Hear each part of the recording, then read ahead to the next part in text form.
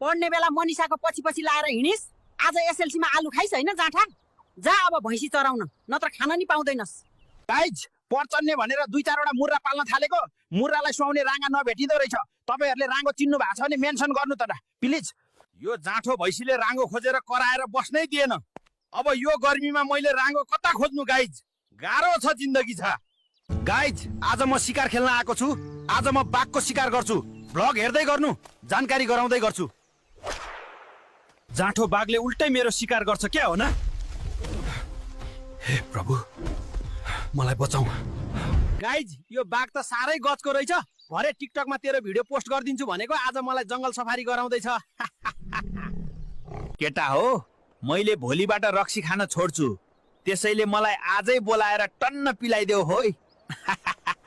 Guys हिजो भोलिदेखि रक्सी खान्न त भने थिएँ, तर पूजाको भट्टीमा खान्न भनेको आज अस्मिताको भट्टीमा आएको छु। तपाईहरुको पनि फुर्सद छ भने यसो मिलाएर आउनु।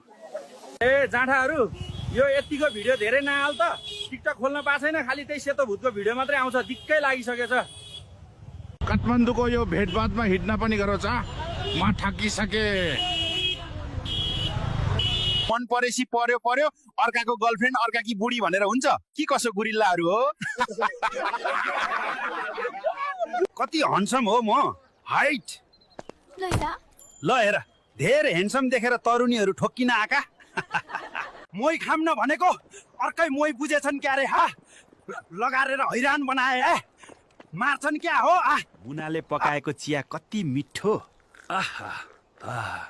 यस्तो गर्मीमा पनि मनै हरर। मुनासँग मुस्ताङ आउने सोच थियो, तर मुनाले अर्कै बिएफ बनाइछे। आज सिंगल लाइफ रक्स भन्दै एक्लै मुस्ताङ घुम्नु पर्या छ। जिन्दगी दाल भात पाओ र 24 आवर कि कसो गाइज? आमा भात अझै ल्याऊ। मलाई धेरै टेन्सन छ यार।